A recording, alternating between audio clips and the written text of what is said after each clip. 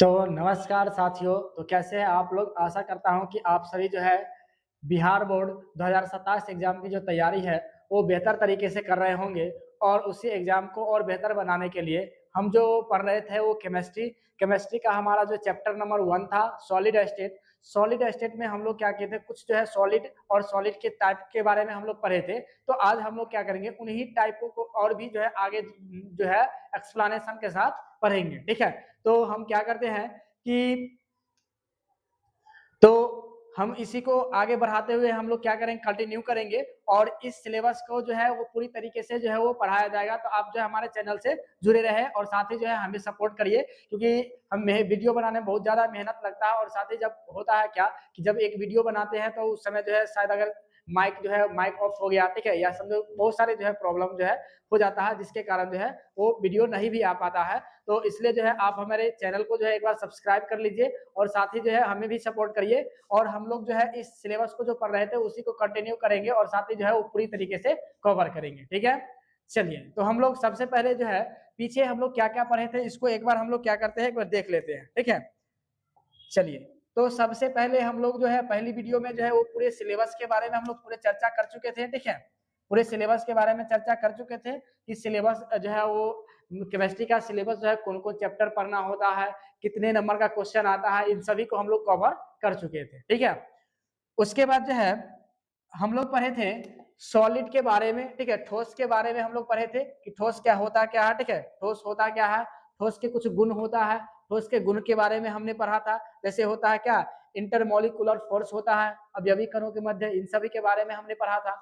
उसके बाद जो है हमने पढ़ा था कि इनके ठोस के जो है गुण को तो हम लोग पढ़ लिए थे। उसके बाद जो हम ठोसों का वर्गीकरण पढ़ रहे थे, ठीक है? ठोसों का वर्गीकरण पढ़ रहे थे, तो उसमें पढ़ रहे थे कि यानी यानी अवयवी कणों के मध्य जो है वो आकर्षण बल सॉरी अवयवी कणों के मध्य जो है, ठीक है, वो यानी जो है व्यवस्था के आधार पे जो है वो कितने भागों में, तो याद रखिए 2 भागों में। जब हम पढ़ रहे थे पहला जो है वो क्रिस्टलाइन सॉलिड और दूसरा जो है वो एमरफस सॉलिड, तो इन दोनों के बारे में हम लोग पढ़े थे, ठीक है?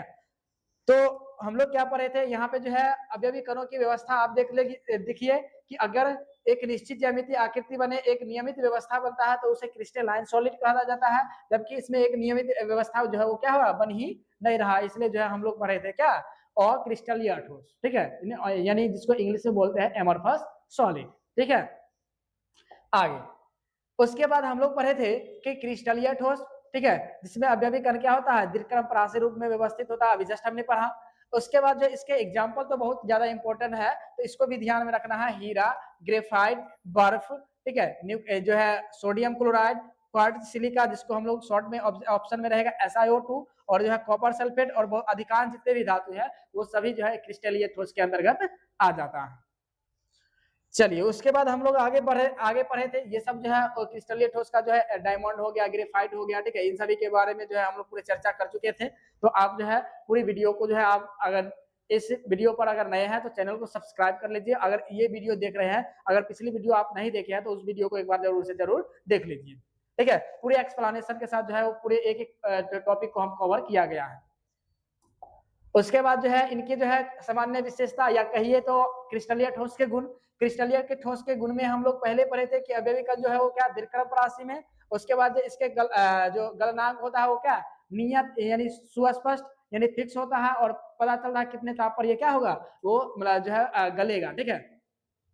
उसके बाद हम लोग पढ़े थे कि ठोसों में जो है वो विदलन गुण के बारे में हमने पढ़ा था। तो विदलन गुण हम लोग क्या पढ़े थे कि वैसे ठोस जिसमें अवयवी कण क्या होता है, यानी वैसे ठोस जिसमें अवयवी कण यानी सॉरी यानी वैसे ठोस जिसको हम लोग क्या करते थे, धारदार औजार से काटते थे तो उसका सतह क्या होता था, चिकना होता और समतल होता था, तो इसलिए उसको बोलते थे क्या, विदलन गुण, ठीक है?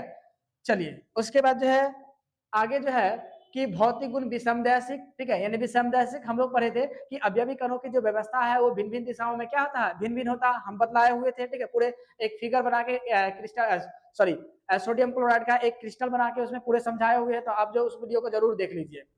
उसके बाद जो है हम लोग पढ़े थे कि अक्रिस्टलीय ठोस जिसमें अवयवी कण क्या होता है, लघु क्रम परासी रूप में व्यवस्थित होते हैं, जिसके अनियमित यानी जिसकी निश्चित ज्यामितीय आकृति नहीं बनती है, यानी कहने अनिश्चित ज्यामितीय आकृति बनती है, ठीक है? उसके बाद एग्जाम्पल तो आप कभी भूलिए नहीं, जैसे रबर हो गया, प्लास्टिक हो गया, ग्लास हो गया, कांच हो गया, क्वार्ट्ज ग्लास हो गया, पॉलीविनाइल क्लोराइड यानी पीवीसी, ठीक है, इसको बोलते हैं पॉलीविनाइल क्लोराइड, जो बहुत सारे जो है विनाइल क्लोराइड से मिलकर बनता है, ठीक है, इससे बनता है। उसके बाद जो है टेफ्लॉन हो गया, फाइबर ग्लास, सिलोफेन और एक होता है मोम, ठीक है, इन सभी को भी ध्यान में रखिएगा, क्योंकि हम लोग जो है ये पीवीसी हो गया, टेफ्लॉन हो गया, फाइबर ग्लास और जितने भी है इन सभी के जो है ये इन सभी के बारे में हम लोग क्या करेंगे, चर्चा करेंगे। चैप्टर है वो जो है पॉलीमर, ठीक है, तो पॉलीमर चैप्टर हम लोग पढ़ेंगे तो वहां पर हमारा ये क्लियर होगा। चलिए आगे हम लोग जो है पढ़े थे, ये सब जो है कुछ एग्जाम्पल था और क्रिस्टलीय ठोस का। उसके बाद ये भी एग्जाम्पल था, ये पीवीसी है, ठीक है, ये मोम हो गया। उसके बाद हम लोग क्रिस्टलीय ठोस के जो है यानी क्रिस्टलीय ठोस के जो है यानी सॉरी यहाँ पे जो है अक्रिस्टलीय ठोस, ठीक है, अक्रिस्टलीय ठोस के जो है गुण पढ़ रहे थे, ठीक है। तो अक्रिस्टलीय ठोस में हम लोग पढ़े थे कि अवयवी कण जो है वो क्या होता है, अनियमित रूप से क्या होता है, व्यवस्थित होता था। उसके बाद जिसकी निश्चित ज्यामितीय आकृति नहीं होती थी। उसके बाद हम लोग पढ़े थे इसका गलनांक और जो है नियत और सुस्पष्ट नहीं होता था, ठीक है, और ये दीर्घतापी यानी बहुत ज्यादा ताप पर क्या होता है, ये पिघलता था, यानी पहले होता था सॉफ्ट, उसके बाद धीरे धीरे होता है क्या होता था, गलता था, ठीक है, द्रवित होता था। तो पहले सॉफ्ट उसके बाद ही जो है द्रवित होता था। उसके बाद हम लोग पढ़े थे कि अक्रिस्टलीय ठोस में जो है विदलन गुण नहीं पाया जाता है, यानी अक्रिस्टलीय ठोस को जब काटिएगा तो उसका सतह जो है चिकना और समतल नहीं होगा, ठीक है। उसके बाद हम लोग पढ़े थे इनकी जो है भिन्न भिन्न दिशाओं में अवयवी कणों की व्यवस्था क्या होता था, समान होता था, इसलिए ये जो है वो क्या, समदैशिक, ठीक है, समदैशिक, इस सब के बारे में जो है पिछली वीडियो में पढ़ा दिया गया है। आगे उसके बाद जो है ये याद रखिएगा कि 2 नंबर या 5 नंबर, ठीक है, 5 नंबर 2 नंबर फिक्स है, ठीक है, यहाँ से क्वेश्चन पूछता है। ये अगर समझिए कि यहाँ से एक ही ऑप्शन होता है, आप याद रखिए केमिस्ट्री में जितना भी अंतर वाला है, अंतर वाला को हमेशा जो है बढ़िया से पढ़ के जाइएगा, ठीक है, और अभी आपको याद करना है पूरी तरीके से, बढ़िया से कवर कर लेना है, ठीक है, ताकि जो है लास्ट समय भी अगर न मिले तो आप इतना पढ़े रहेंगे ताकि आप एग्जाम को अच्छे से क्वालिफाई यानी कर सकते हैं, ठीक है, अच्छे से एग्जाम दे सकते हैं।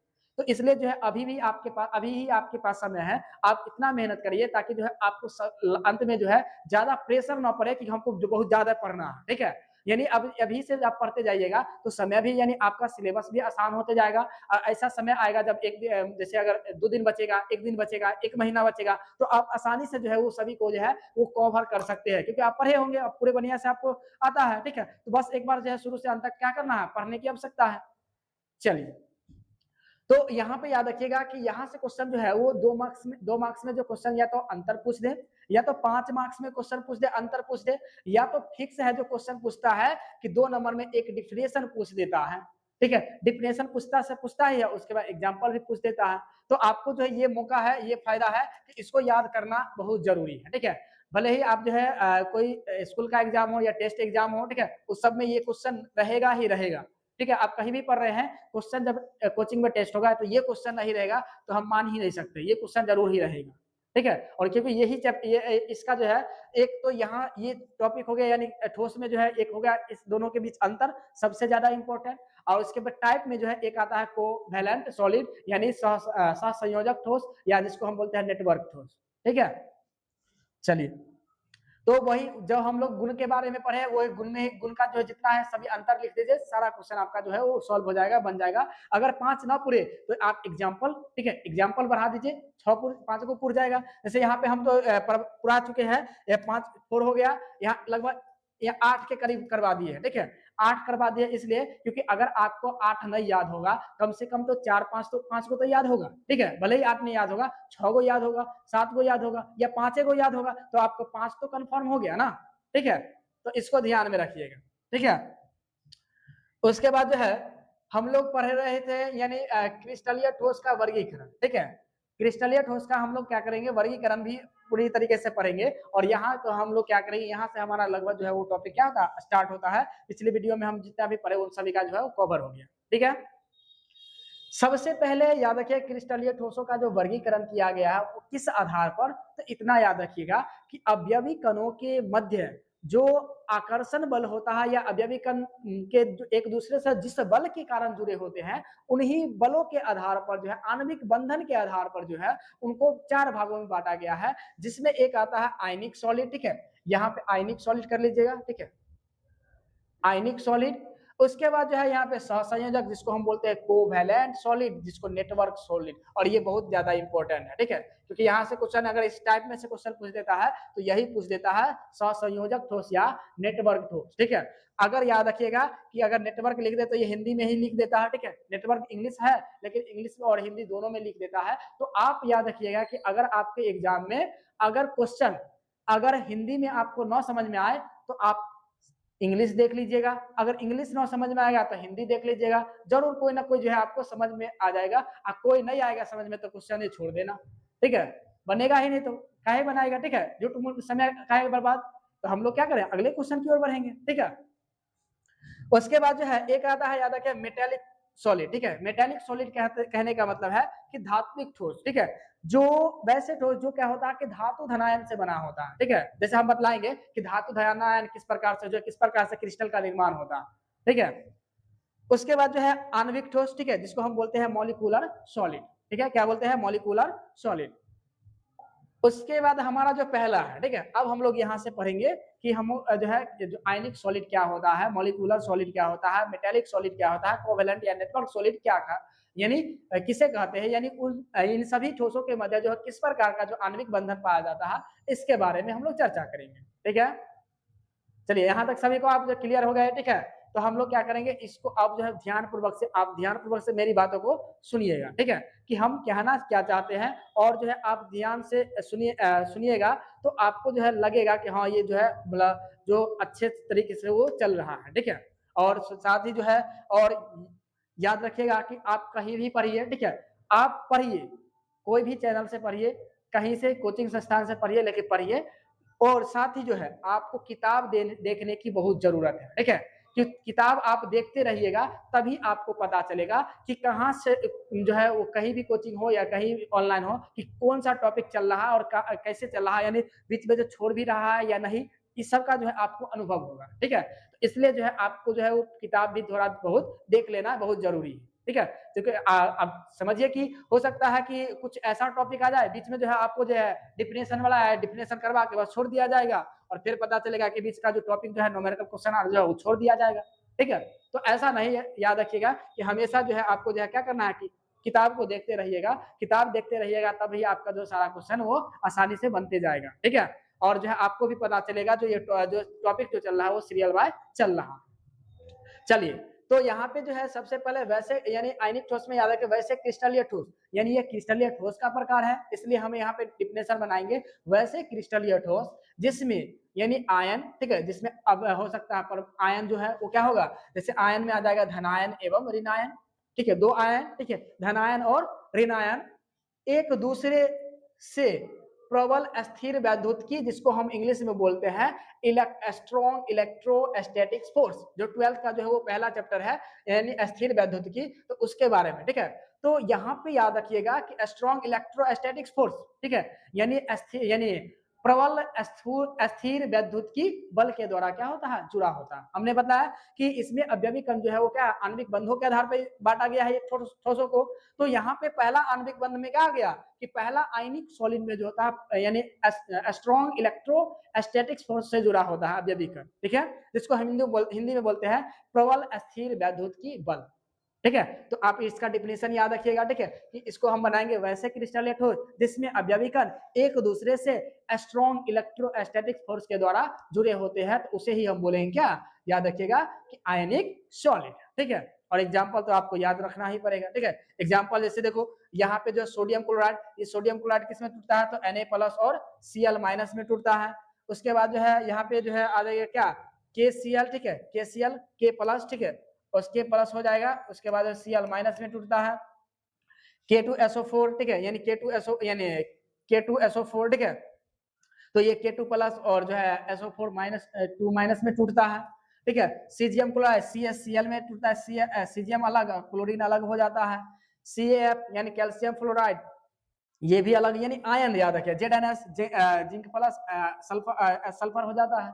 तो यहाँ पे याद रखिए कि जैसे ही टूटता है तो आयन में टूट रहा है, ठीक है, इसलिए इसको बोलते हैं आयनिक ठोस, और दो ही आयन से बना होता है, धनायन और ऋणायन से, ठीक है। क्योंकि अगर समझिए कि आपको ये भी बात पता है कि दो धनायन जो है एक साथ आ नहीं सकता है, ठीक है, जब आप 10th में पढ़े होंगे तो उसमें पढ़े होंगे, या आप 11th में पढ़े होंगे या 12th में पढ़ रहे होंगे, ठीक है, तो उसमें पढ़े होंगे कि अवयव यानी जो समान आवेश एक दूसरे को क्या करता है, विकर्षित करता है, ठीक है, और असमान आवेश एक दूसरे को आकर्षित करता है, ठीक है, यानी समान जो रहेगा धनायन रहेगा वो एक दूसरे को क्या करेगा, विकर्षित करता है, ठीक है। चलिए उसके बाद हम लोग पढ़ेंगे, यहाँ पे आप देख रहे हैं कि यहाँ पे जो एक क्रिस्टल है, ठीक है, एक क्रिस्टल है, इसमें जो है सोडियम क्लोराइड का एक क्रिस्टल है जो Na+ और Cl- में क्या कर रहा है, टूट रहा है, ठीक है। यहाँ भी देख लीजिए इस तरह से जो है वो क्या होता है, अवयवीकरण जो है एक दूसरे से जुड़ा होता है, और इसी को जो है वो पूरी तरीके से क्या किया गया, यानी फ्रंट लिया गया है, इसको पूरे बढ़िया से जो है बतलाया गया, ठीक है, समझ रहे हैं। चलिए उसके बाद हम लोग आगे, अब जो है आयनिक ठोसों के जो है वो कुछ गुण है, ठीक है, आयनिक ठोसों के जो है वो गुण है, तो यहाँ पे हम लोग पढ़ेंगे प्रॉपर्टीज ऑफ आयोनिक सॉलिड। इसका जो है याद रखिए कि आयनिक जो सॉलिड है वो क्या होता है, कठोर एवं भंगुर होता है, ठीक है, बहुत कठोर होता है, लेकिन जब आप उसको क्या करिएगा, हथौड़े से प्रहार करिएगा तो ये चूर चूर हो जाएगा, यानी जो है वो टूट जाएगा, पूरे बुकनी टाइप से हो जाएगा, ठीक है, चूर चूर हो जाएगा, तो इसी को चूर चूर होना ही कहलाता है भंगुर, ठीक है, यानी जो है ये चौला ना होगा, यानी कहने का उसको पीटेंगे तो वो क्या होगा, थोड़ा यानी जो चौला नहीं होगा या चौड़ाई नहीं बढ़ेगा, उसको डायरेक्ट क्या होगा, टूट जाएगा। जैसे आप ग्लास और देख लीजिए कि ग्लास पर मारिएगा तो चौड़ा होगा, ग्लास मारिएगा जैसे चूर चूर हो जाएगा, ठीक है। तो यहाँ पे ध्यान में रखिएगा कि आयनिक ठोस में पहला पर है क्या, कि ठोस के जो है यानी आयनिक ठोस के जो है वो किस प्रकार के होते हैं, तो कठोर एवं भंगुर। उसके बाद जो है आयनिक ठोसों में आयनों के बीच प्रबल आकर्षण बल कार्यशील होता है, ठीक है, यानी आयनिक प्रबल आयनों के बीच क्या होता है, प्रबल आकर्षण बल, कि धनायन और ऋणायन दोनों एक दूसरे प्रबल आकर्षण बल द्वारा जुड़े होंगे। उसके बाद इनके गलनांक एवं क्वथनांक क्या होता है, उच्च होता है, इनका जो है गलनांक और क्वथनांक यानी मेल्टिंग और बॉइलिंग पॉइंट दोनों क्या होता है, वो हाई होता है, ठीक है, दोनों हाई होता है। उसके बाद आयनिक ठोसों के ठोस जो है वो जल में क्या होता है, घुलनशील, जल में जो है आयनिक ठोस क्या होता है, घुल जाता है, मिल जाता है। लेकिन अध्रुवीय विलायक जैसे यहाँ पे बेंजीन हो गया, बेंजीन का फॉर्मूला होता है याद रखिएगा C6H6 होता है, ठीक है। उसके बाद जो है एसीटोन हो गया, कार्बन टेट्राक्लोराइड हो गया, ये सभी क्या होता है, इस सभी में जो है घुलनशील नहीं होती है, ठीक है, ये सब जो है बहुत सारे अध्रुवीय विलायक, ठीक है, यानी कार्बनिक जो है यानी कार्बनिक विलायक जिसको बोल सकते हैं। तो यहाँ पे याद रखिएगा कि आयनिक ठोस जो है वो जल में क्या होता है, घुल जाता है, लेकिन कार्बनिक विलायक जैसे बेंजीन हो गया, कार्बन टेट्राक्लोराइड हो गया, एसीटोन हो गया, इन सभी में क्या होगा, घुलनशील नहीं होता है, ठीक है, यहाँ तक सभी को समझ में आ रहा है। उसके बाद याद रखें आयनिक यौगिक में जो है वो घनत्व क्या होता है, उच्च होता है, इसका जो डेंसिटी जो होता है वो क्या होता है, उच्च होता है, क्योंकि बहुत सारे जो धनायन और ऋणायन जो है एक दूसरे से क्या होता है, बहुत से सटे रहते हैं, ठीक है, जिसके कारण जो है इनके मध्य प्रबल आकर्षण बल, और प्रबल आकर्षण के कारण थोड़ा सटा रहेगा ज्यादा, तो घना जो उसी घना को ही बोलते हैं क्या, यानी घनत्व, और घनत्व का जो इंग्लिश बोलते हैं डेंसिटी, ठीक है, डेंसिटी। उसके बाद आगे इसका अंतिम जो है आयनिक ठोस, यानी ठोस अवस्था में क्या होता है, विद्युत के कुचालक, यानी जब वो सॉलिड फॉर्म में रहता है तो विद्युत का क्या होगा, कुचालक। अब विद्युत कुचालक मतलब होता है जो विद्युत धारा का प्रवाह नहीं करता, ठीक है, यानी कुचालक का मतलब होता है जिससे विद्युत धारा प्रवाह नहीं करता, उसे कुचालक कहेंगे। तो यानी कहने का मतलब है कि आयनिक ठोस जो रहेगा ठोस अवस्था में तो उसमें विद्युत धारा का प्रवाह नहीं होगा, ठीक है, और लेकिन जब द्रव अवस्था में रहेगा आयनों की गतिशीलता के कारण जो है विद्युत का क्या होगा, सुचालक। लेकिन जब द्रव के रूप में आएगा तो आयन गतिशील, जब आयन गतिशील होगा तो क्या होगा, आयन जो है इलेक्ट्रॉन, ठीक है, तो आयन में जो आयन जब क्या होगा, गति करेगा, तो उसी आयनों के गति के कारण जो है, गतिशीलता के कारण जो है वो क्या होता है, इसमें विद्युत का क्या करता है, चालक होता है, यानी विद्युत धारा एक स्थान से दूसरे स्थान तक प्रवाह होता है। चलिए उसके बाद जो है हम लोग आगे, अब दूसरा जो है वो सहसंयोजक ठोस या नेटवर्क ठोस, ठीक है, सहसंयोजक ठोस या नेटवर्क ठोस, इसको हम बोलते हैं कोवैलेंट और नेटवर्क सॉलिड, ठीक है, कोवैलेंट और नेटवर्क सॉलिड। कहता है कि वैसे क्रिस्टलीय ठोस जिसमें परमाणु एक दूसरे से सहसंयोजक अवंध या नेटवर्क अवंध द्वारा जुड़े होते हैं, ठीक है।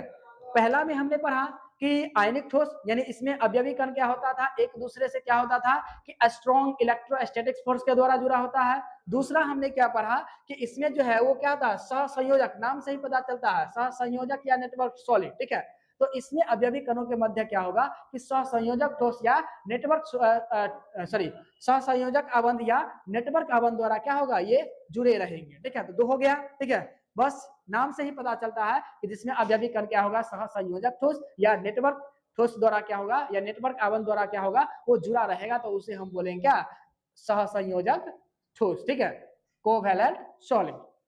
उसके बाद जो है, जैसे इसका एग्जांपल याद रखिएगा, ये डायमंड हो गया, ग्रेफाइट हो गया, उसके बाद सिलिका हो गया। ठीक है, SiO2, सिलिका यानी जिसको सिलिका कार्बाइड कहें SiC, और बोरॉन नाइट्राइड Bn। ठीक है, ये सभी जो है एग्जांपल हो गया इसका, तो आप इसको भी ध्यान में रखिएगा। और इससे जो क्वेश्चन पूछने वाला है, याद रखिए डायमंड, ग्रेफाइट, ठीक है, और सिलिका जो है, ये सब क्वेश्चन जो है पूछ दिया जाता है। ठीक है, तो इसको ध्यान में रखना बहुत जरूरी है।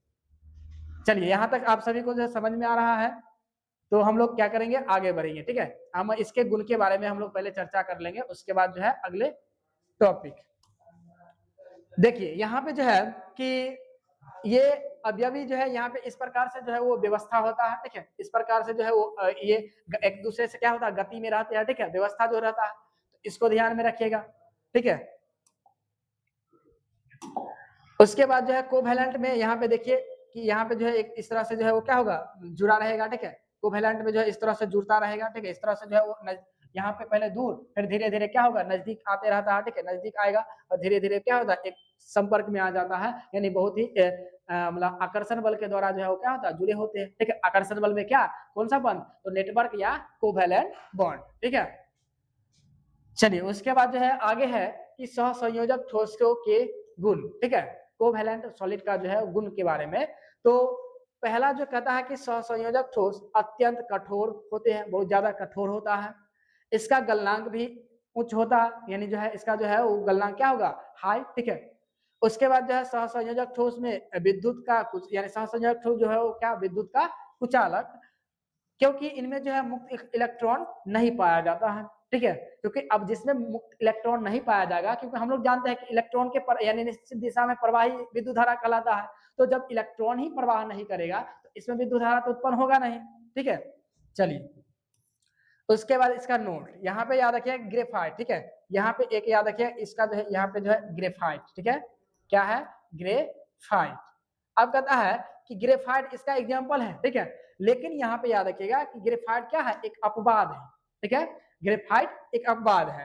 कहता है कि ग्रेफाइट अपवाद है जो विद्युत का सुचालक होता है, क्योंकि हमने पढ़ा कि ये जो क्या होता है कि सहसंयोजक ठोस विद्युत का क्या होता है, कुचालक, लेकिन ये जो है कुचालक होता है। तो अब समझिए कि यहाँ पे कुचालक पढ़ लिए, लेकिन इसका जो एग्जाम्पल जो है यहाँ पे ग्रेफाइट, वो क्या होगा, सुचालक, क्योंकि इसमें मुक्त इलेक्ट्रॉन पाया जाता है, और मुक्त इलेक्ट्रॉन जब पाया जाएगा तो हम लोग जानते हैं कि विद्युत धारा का प्रवाह होगा। ठीक है, चलिए उसके बाद आगे, अब हमारा तीसरा जो आ गया वो धात्विक ठोस, जिसको हम बोलते हैं मेटेलिक सॉलिड। क्या बोलते हैं, मेटेलिक सॉलिड।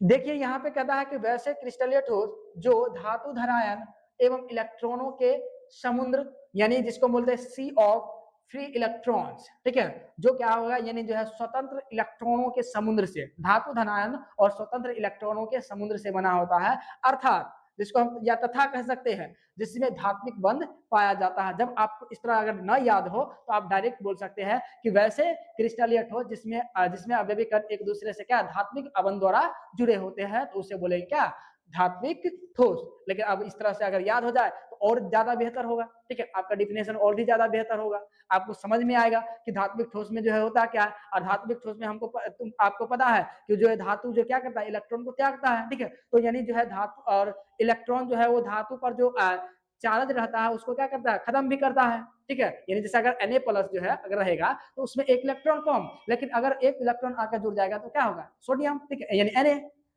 चलिए, तो यहाँ पे याद रखिए कि इसका जो हो गया वैसे क्रिस्टलीय ठोस, हमने क्या पढ़ा, पहला पढ़ा, तो हमने क्या पढ़ा, पहला पढ़ा क्या कि यानी पहला आयनिक सॉलिड। तो आयनिक सॉलिड में हम लोग क्या पढ़े कि जिसमें अवयवी कण क्या होगा, स्ट्रॉन्ग इलेक्ट्रोस्टैटिक फोर्स के द्वारा जुड़े होंगे। उसके बाद हमने पढ़ा क्या, कोवैलेंट, जिसमें अवयवी कण क्या होता है, एक दूसरे से जो कोवैलेंट या नेटवर्क आबंध द्वारा क्या होंगे, जुड़े रहेंगे। ठीक है, चलिए उसके बाद जो है इसका एग्जाम्पल याद रखिए। जैसे यहाँ एग्जाम्पल अगर की बात करें तो जैसे कहेंगे धातु, सभी जितना भी धातु है वो सभी आ जाएगा, ठीक है। ये धात्विक ठोस है, ठीक है, तो धातु का ही बना हो, ठीक है, तो इसी को बोलेंगे धात्विक ठोस तैयार। इसका जितना है धातु है सभी एग्जाम्पल आ जाएगा जो मेटेलिक सॉलिड के अंतर्गत।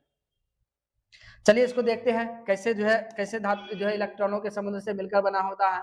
तो आप देख रहे हैं ये जितना भी गोल बड़ा है, ठीक है, ये सभी क्या है, वो धातु धन है, ठीक है। और धातु ही जो है उसमें क्या होता है, पॉजिटिव चार्ज होता है।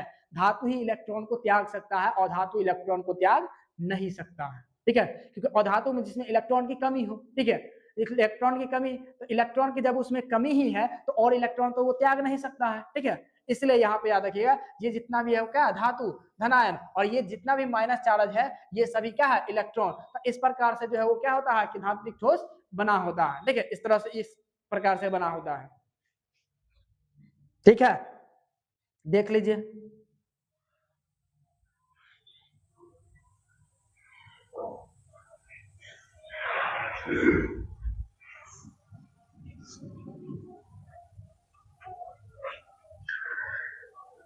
चलिए अब हम लोग क्या करेंगे आगे। आगे जो है वो धात्विक ठोस का जो है कुछ गुण है, ठीक है, यानी प्रॉपर्टीज ऑफ मेटेलिक सॉलिड।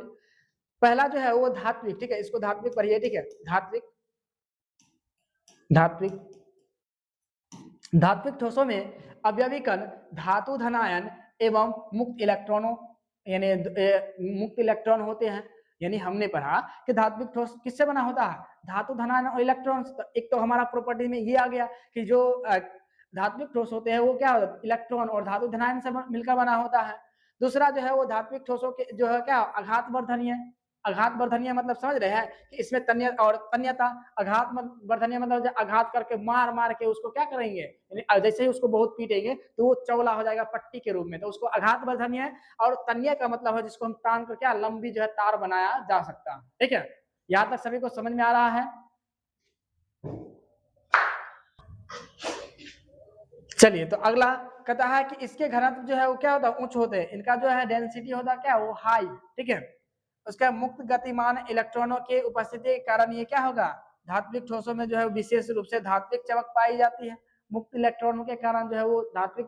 अब जब पता है कि अब इसमें मुक्त इलेक्ट्रॉन पाया जाता है तो ये तो विद्युत का क्या होगा, सुचालक होगा, ठीक है, ये तो सोचने वाली भी बात है, ठीक है। तो इसको याद रखें कि इसमें मुक्त इलेक्ट्रॉन पाया जाता है तो इसमें विद्युत का ये जो है क्या, विद्युत का सुचालक। चलिए उसके बाद जो है आणविक ठोस, ठीक है, आणविक ठोस। आणविक ठोस याद रखिए वैसे क्रिस्टलीय ठोस जिसमें परमाणु अथवा जो आयन है वो एक दूसरे से क्या होता है कि दुर्बल वांडर वाल्स बल के द्वारा क्या होगा, जुड़ा रहता है, ठीक है। चलिए तो यहाँ पे हमने पढ़ा, यहाँ पे याद रखिए कि वैसे क्रिस्टलीय ठोस जिसमें परमाणु अथवा आयन जो है एक दूसरे से क्या दुर्बल वांडर वाल्स बल के द्वारा बंधे होते हैं, अवयवीकरण, ठीक है। हमने पढ़ा पहला में क्या पढ़ा, पहला जो आयनिक ठोस है उसमें स्ट्रॉन्ग इलेक्ट्रोस्टैटिक फोर्स के द्वारा। दूसरा हमने पढ़ा क्या, कोवैलेंट या नेटवर्क आबंध द्वारा। और तीसरा हमने पढ़ा क्या कि उस जो धातु धनाएं यानी धात्विक बंध द्वारा। और चौथा जो हम लोग पढ़ रहे हैं क्या, दुर्बल वांडर वाल्स बल के द्वारा जो है एक दूसरे से क्या होते हैं, जुड़े होते हैं, ठीक है। आपको पूरे डिफिनेशन याद हो गया आसानी से। चलिए फिर यहाँ पे याद रखिएगा कि यहाँ पे इंक्लूड आइस, ठीक है, यानी जो है वो क्या जो ठोस जो होता है, ठोस यानी जल, उसके ड्राई आइस, ठीक है, उस यानी ड्राई आइस जिसको यहाँ पे याद रखिए CO2, ये भी क्वेश्चन है। उसके आयोडीन, ठीक है, I2, सुक्रोज, ठीक है, शुगर, जिसको सल्फर एसिड के रूप में। और सोडियम जो है मेथेन यानी सॉलिड मेथेन, ठीक है, यानी ठोस अमोनिया। ये सब जो है इसके एग्जाम्पल आ जाते हैं, ठीक है। चलिए तो यहाँ पे जो है हम लोग क्या पढ़े,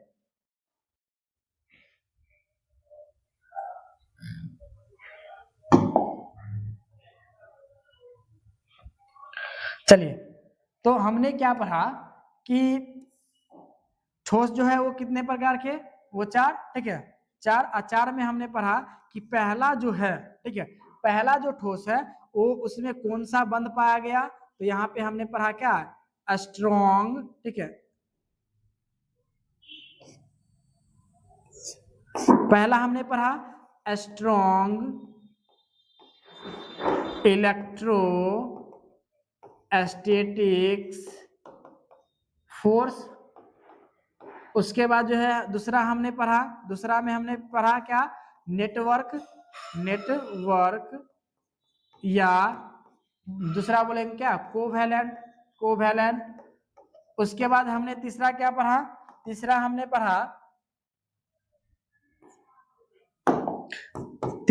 पढ़ा यानी धात्विक बॉन्ड, ठीक है, यानी धात्विक यानी मेटेलिक बॉन्ड।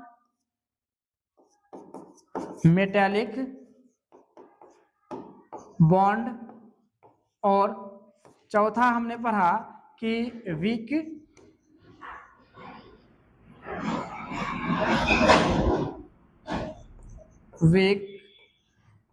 वंडर्स वाल फोर्स, ठीक है, यानी दुर्बल वंडर वाल्स बल। इनके चारों बस आप याद रखें, वैसे ठोस जिसमें अवयवी कण एक दूसरे से, बस ये याद रखिएगा, स्ट्रॉन्ग एक जो है स्ट्रॉन्ग इलेक्ट्रोस्टैटिक फोर्स द्वारा जुड़ा रहेगा तो उसे बोलेंगे आयनिक सॉलिड। नेटवर्क या कोवैलेंट बॉन्ड द्वारा जुड़ा रहेगा तो उसे बोलेंगे नेटवर्क या कोवैलेंट सॉलिड। उसके बाद मेटेलिक बॉन्ड द्वारा जुड़ा रहेगा तो उसे बोलेंगे क्या कि धात्विक ठोस यानी मेटेलिक सॉलिड। और जो है वीक वंडर वाल्स बल द्वारा जुड़े रहेगा उसे कहेंगे मॉलिक्यूलर सॉलिड, ठीक है। चलिए आगे जो है आणविक ठोसों को जो है मुख्यतः वो 3 भागों में बांटा गया, ठीक है। आणविक ठोसों कितने भागों में, तो मुख्य रूप से जो है 3 भागों में बांटा गया है। एक बांटा गया है जो है नॉन पोलर मॉलिक्यूलर सॉलिड, एक बांटा गया है पोलर मॉलिक्यूलर सॉलिड, और एक बांटा गया है हाइड्रोजन बॉन्डेड मॉलिक्यूलर सॉलिड, ठीक है। तो ये 3 भागों में क्या किया गया है, यानी जो है वो आणविक ठोसों को बांटा गया है। चलिए इसको हम लोग एक पढ़ लेते हैं। पहला जो है वो ध्रुवीय आणविक ठोस, ठीक है। तो याद रखिए ध्रुवीय आणविक ठोस यानी वैसे आणविक ठोस जिसमें अवयवी कण क्या होता है कि ध्रुवीय अणु जैसे HCl, SO2, ठीक है, SO3 आदि के द्वारा क्या होते हैं, जुड़े होते हैं, ठीक है। यानी बहुत सारे जो है जुड़े होते हैं, ठीक है। और ये सब एग्जाम्पल, इसका एग्जाम्पल आप इसको भी ध्यान में रखिएगा, क्योंकि अगर ये क्वेश्चन पूछ दे, ठीक है, तो ये आ जाएगा इसके अंतर्गत। उसके बाद एग्जाम्पल याद रखिएगा कि अमोनिया हो गया, ठीक है, ठोस अमोनिया, हाइड्रोजन सल्फाइड, और जो है CLF, ठीक है, यानी CLF क्लोरोफ्लोरो, ठीक है, ये सब जो है आ जाएगा इसके अंतर्गत, ठीक है।